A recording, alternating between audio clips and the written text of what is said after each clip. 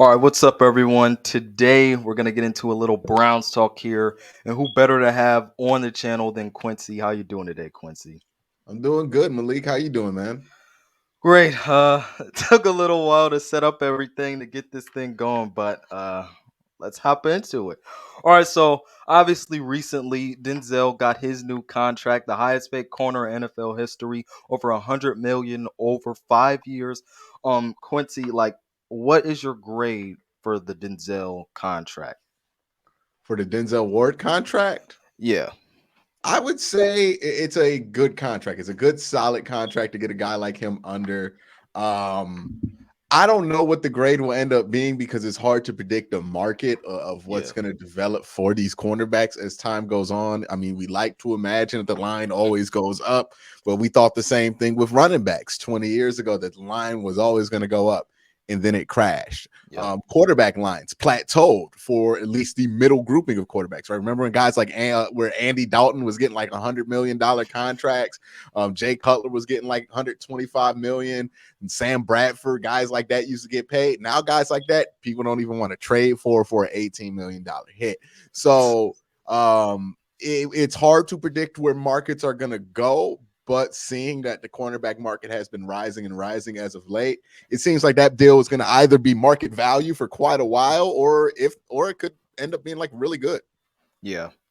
Either Um, way, though, whenever we talk about these contracts, I think some people get carried away because they go, "Oh, in year 4 and year 5, this is going to be a great deal." That number that they have for year 4 and 5, Denzel Ward is never going to see. That contract's going to be renegotiated. Like these exactly. contracts get renegotiated after 2 or 3 years, anyways. So the whole 5 year aspect of it, that's really just paperwork. Yeah. So given that, I also like how the Browns structured this contract. I'm gonna read off something here. So his cap number will drop from 13 million, which was his fifth year option money, and it went down to 5 million, and that gives the Browns savings of 8 million. And now, uh, obviously, barring what happens with Baker, the Browns now have the second most salary cap space in the league. So, like, in terms of how Andrew Berry structured this stuff, what grade would you give him in terms of everything he did? Oh, AB, he gets an A. I mean, like he's doing what he's supposed to do, right? When you get good players, keep them. That's all we really ask, right? When you get good players, keep those good players. That's what he's doing. He's keeping the good players that he has, and he's keeping them under contract for a while. I mean, we've seen this with Denzel Ward. Now with Denzel Ward, we've seen this with Wyatt Teller. I mean, like you can go down and name them. Every single impact player on this team that's under the age of 26, they're signed long term. Exactly.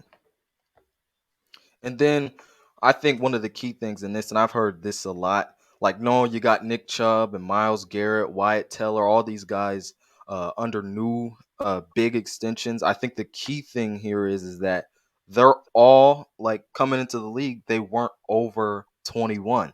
So like Mhm. that allows you to be able to extend these guys and still have their prime years ahead of them and getting your money's worth. So look, I think what Andrew Berry is doing, especially with the guys he didn't even draft like Teller and Chubb and Garrett. Like he's using these guys' ages to say, okay, I can get the most out of this. We can get a contract for 5 years because these guys are young and we can still extend them to get their prime years out of them. Mhm. Yeah, yeah, and it's just to make sure you get the good players you have. Like, we've seen this with the Cleveland Browns where we let a young player go and they have the prime of their life on a Yep. different team, right? That's just avoiding this kind of a scenario by being proactive about it and handling this, right? Now, there is a precedent that has been set here with Andrew Berry, and that is Andrew don't normally let you get close to hitting the market if he wants to keep you, right? Uh, Exactly. so keep that in mind when we get into these situations, with other players that are young that might be due in a couple of years. And we're wondering, are the Browns going to keep them? Are they not? The question is, if they get to that end of that deal and they hit the market, they probably just going to hit the market. Exactly. All right. So next, ooh, Baker, he's going on his little tour. Now, last week he went on what was the name of the podcast that he went on? I can't even remember. I don't even really care. The He Mike just went Stud on a one. yeah, Yeah. he just went on a podcast and talked a bunch of crap. Now, there's a lot of people defending Baker. People like me and Quincy, obviously not pro Baker, but guys like Emmanuel Acho are defending his side, and we're going to react to this video for On Speak for Yourself that Emmanuel Acho had, just praising Baker, and for my opinion, just praising Baker a little too much. So Emmanuel Quincy. All right. So we're gonna get into this, and then I want you to tell me your reaction to this, and then I'll get into a little bit of mine. So let's hop into this, and Quincy, just tell me what you think after it. Think about the toxicity that the Cleveland Browns were in at the quarterback position. Tim Couch, toxicity. Johnny Manziel, first-round pick, toxicity. Brady Quinn, didn't work out there, toxicity. Colt McCoy, my guy, Hall of Fame Heisman Trophy finalist a few times running, toxicity. Brandon Whedon, first-round pick, toxicity. Robert Griffin, former Heisman winner, goes to Cleveland, toxicity. The Browns had not sniffed. They hadn't sniffed the playoffs since 2002.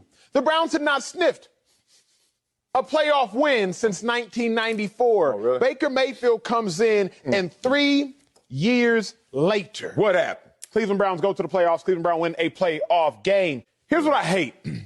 People always want to say the NFL is a business, but it's a business until it's personal to you. All right, Quincy. Your reaction. All right, I'm going to just name some players that the Browns added that year. Carlos Hyde, Jarvis Landry, Demarius Randall. Then we go to the draft, right? Let's talk about the draft. Now, notice the Browns in this year have re-signed, what, three people from that, two people from that draft? Yeah, two people. I don't know when Wyatt Teller was drafted. I know he wasn't drafted by Cleveland, but I don't know what draft he was in. I think he was 2017. So he was drafted by Buffalo.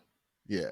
All right. So Baker Mayfield went number 1 overall. That was a John Dorsey pick. Denzel Ward 4th. Nick Chubb 35. If you go on the Wikipedia for those two, you'll notice that those are not just Pro Bowl level players, all pro level players. Let's take it back one more step. You've heard of a guy named Myles Garrett, right? Yup.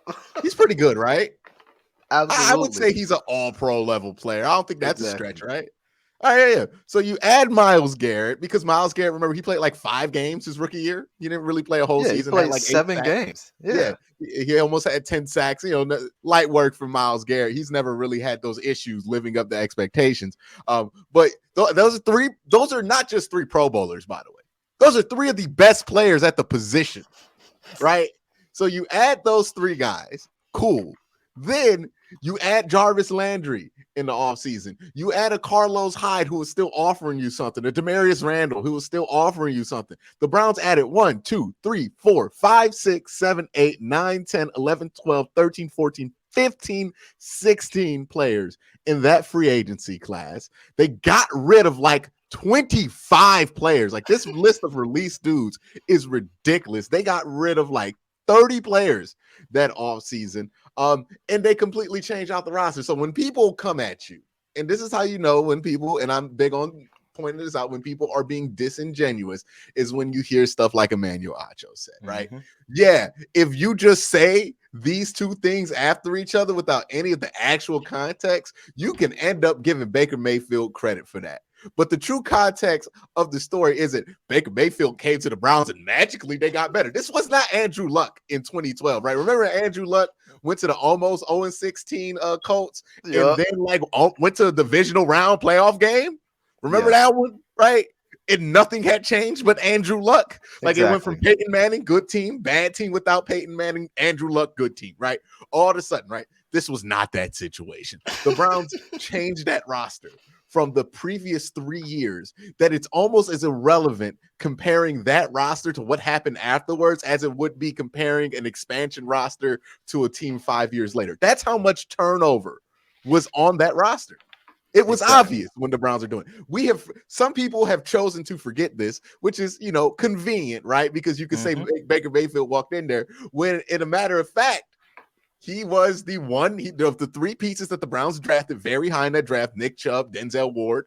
He was the most disappointing piece. Exactly. And he's the one player on this team that's gotten all the credit for the comeback.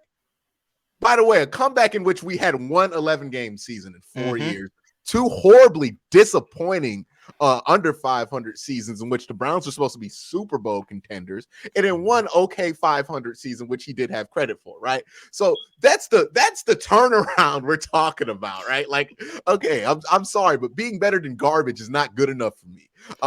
And two, when people give him credit for this turnaround, however lame the turnaround was, understand that there were far better players at him at their positions that supported him along the way. Not saying he didn't have a part in it, but I'm Odell not Odell, because they never got it together, but Jarvis Landry helped. Myles Garrett helped. Myles Garrett got him wins, dog. Stefanski got him wins. Stefanski won Coach of the Year. Like, the reason nobody wants to trade for Baker Mayfield right now, well, there's Baker Mayfield reasons, right, for his own stuff. But another reason why people are wary on it, because they look at the Cleveland Browns and say, what more could you have done for him? Exactly. This is the thing. Like, and when that dude fails in that situation, it usually doesn't go up, right? Mark Sanchez never got better than the 2 times that he went to the AFC Championship game, right? Like, when a quarterback, Blake Bortles is another great example of this. Mitchell Trubisky might end up being an example of this, seeing how things go in Pittsburgh. But when you see a young quarterback that is supported early on, and you still got to drop the excuses, at what point do you just kick back and say, dude, sorry? Exactly. Like, he's not sorry. He's not trash, but he's just not that good, or he's not as good as people want to believe that he is. Yeah. So here's the thing. Every single thing you said was just right. What's funny to me is that not necessarily Acho, but people, Baker Bros, like, they expect us to hold on to mediocrity. Just because he is better than what we had before doesn't mean we can look to something better that we can have. Because they always get on the Browns for, oh, you're the Cleveland Browns, you're this, you're that. But as soon as we try and go get better, there's an issue. What's the issue? It's like if I grew up in poverty and I try to get a job that gives me health insurance, so I don't take the job that pays me $7. And someone's like, you grew up in poverty, you should be happy with $7. No, I want what everybody else has, dog. Like, you know what I mean? I want healthcare and all that stuff. Just because I've had it bad don't mean that that's all I ever want. And that's what I don't get with this whole, it's just another way to slide us, right? Oh, you're a Browns fan, you should be happy with anything. It's like, come on, half of these people saying this are Oklahoma fans. And when's the last time anybody ever really gave a damn about Oklahoma football in a way that they were going to compete with the Alabama? Like, there might as well be Notre Dame, right? Like, if Oklahoma plays against Clemson, Georgia, Alabama, a good LSU team, or even Ohio State, like, do you have any confidence that Oklahoma go walk in there? No, they're going to do what Notre Dame does when they get there, or Michigan State does when they get there.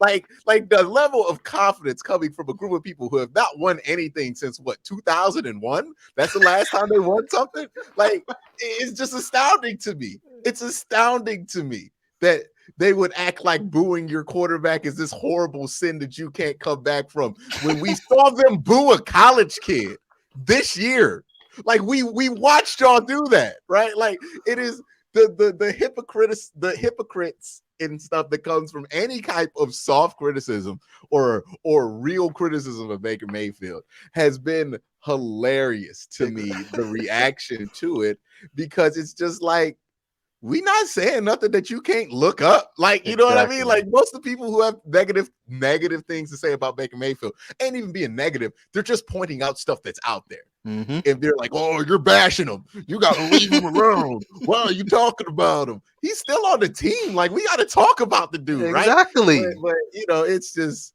it's hilarious, and then the excuses, and then they act like Cleveland didn't do a good job around him. I would argue we've done a better job supporting Baker Mayfield than the Ravens have supporting Lamar Jackson, right? Yeah, they have not gotten Lamar Jackson, Odell Beckham, or even a Jarvis Landry. Lamar Jackson out here kicking our ass, throwing the Pookie Brown, dog. Like, this is what's going on around the rest of the league. With Josh Allen, you could say that they've probably done a good enough job supporting him, but they haven't done what the Browns have done around Baker Mayfield. Like, the Browns have made it a clear effort to build around him 2 times. 2 times, 2 off seasons, 2019 and 2021. And those are both the seasons in which he turned in his most disgusting, disappointing seasons. Like, what do you do after that? You fool me once, okay, that's cool. You fool me twice, like, we got to move on. And that's just what happened, right? You can't do that. I said that before the year because somebody asked me in a Q&A, hey, what happens if Baker stinks this year? You got to look at other options because you can't go through that twice. That's just what I thought the whole time, even when I thought Baker would be good. It ain't happening, dog. So, y'all move on. Like, it is what it is. You can't hold on because you like the dude. You know what I mean? It just is what it is. You got to move on. Like, this notion that when Baker came here, everything was different. No. Like, the dude had to have Kevin Stefanski literally revive his career. Because if we didn't get Stefanski, who knows where Baker is right now? Like, who knows?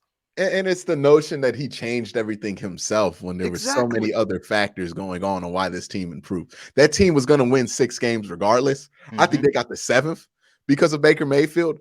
But I also think they only won 6 games in 2019 because of Baker Mayfield. They only won 8 games in 2021 in massive part. Now, I know some people try to underplay this to act because they're trying to put on this guise of being fair.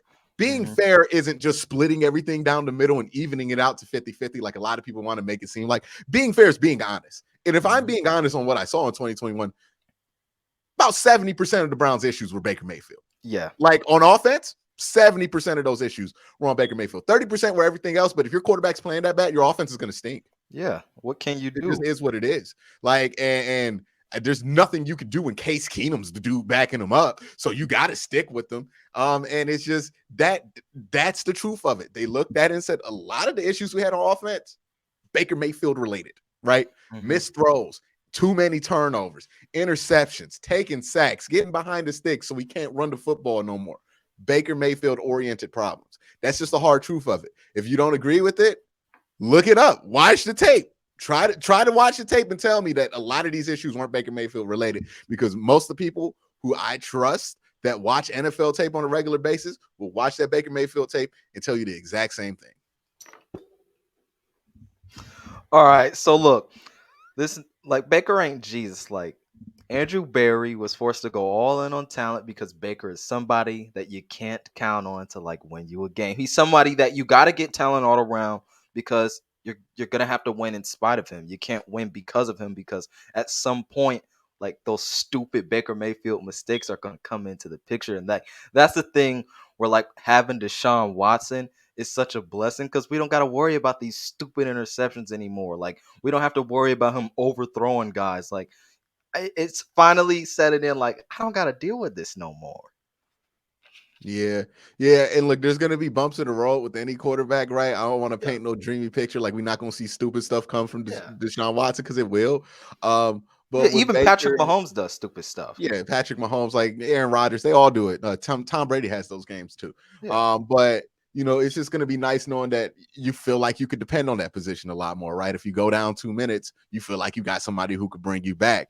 You feel like you have a clutch quarterback. You feel like you have these things. You don't have to worry about as much or panic about as much because you don't feel like you have to compensate for as much at that quarterback position. So that's really the big upgrade. There is some peace of mind and obviously some better play. And when you have somebody who's more capable at quarterback, you're going to get better play out of everybody because he touches the ball and impacts the game in so many different ways. So I think that's really going to be a huge upgrade for the Cleveland Browns. Now, as far as Baker Mayfield goes and his ability to do those things, look, man, I hope him the best for the rest of his NFL career, that he does get a grasp on everything, he matures, and that he finds a way to stick in this league. But it wasn't going to work here. I think the expectations for this team were too great, too fast for him to keep up with at his level of development. He was not where the Browns needed him to be at. Browns needed him to be a franchise quarterback. He wasn't ready for that, mentally or physically. So, train's going to keep moving, right? We've seen this, right? The train was once they signed Myles Garrett and that offensive line and the running backs last year, train was moving. Browns are going to try to win a championship in the next 4 years, right? So this is the Baker Mayfield line. I just stumbled upon this. I promise you I didn't think about this, but either you on the train or you not. And either you ready to be on the train or you not, right? Like, it's just one of those things where it's like, if you can't handle the train, no more train going to kick you off. And that's just what happened, right? He wasn't ready for the train. The train was moving too fast for him. And now he got left at the station. It's rough. It's tough. It's the NFL. It's a business at the end of the day. And I know Emmanuel Acho feels some type of way about it. I don't know why a dude I see. This is the part I don't respect from Emmanuel Acho. How you gonna go hard for somebody who beat your team that bad in college that much? You know what I mean? I understand when Oklahoma fans do it because, like, Baker Mayfield's the greatest quarterback to ever play for the University of Oklahoma in Oh college. man, yeah. Like, he is. Like, if you go back and look at it statistically, nobody has come close to doing in college statistically what Baker Mayfield had did for the University of Oklahoma there. I get why they love him. I get why they are relentless about him. I don't tolerate it, but I understand it at the end of the day.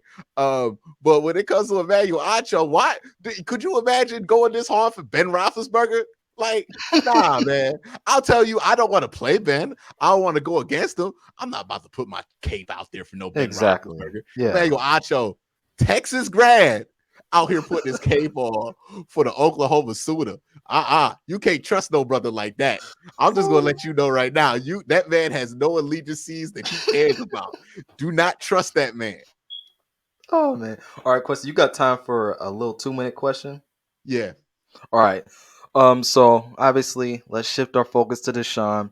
Who on this team, like by having Deshaun on this roster, who benefits the most from just simply having him on the field? Kareem Hunt. Hmm. Kareem Hunt. He's going to benefit as a receiver. He's going to benefit as a running back. They're going to see a lot of 6-man boxes. Kareem Hunt, unlike Nick Chubb, does not like to go for the edge. He goes up the middle like a cannon. He's going to blast through some of those thin defensive lines. He's going to benefit. He's going to gash guys for about 15 yards down the stretch. Probably he's going to have a crazy yards per attempt number. Mm-hmm. And I think he's probably going to benefit the most because of his running style and the situations in which he's normally on the field. All right. My side of this, and this is going to be quick because I know you want some time here.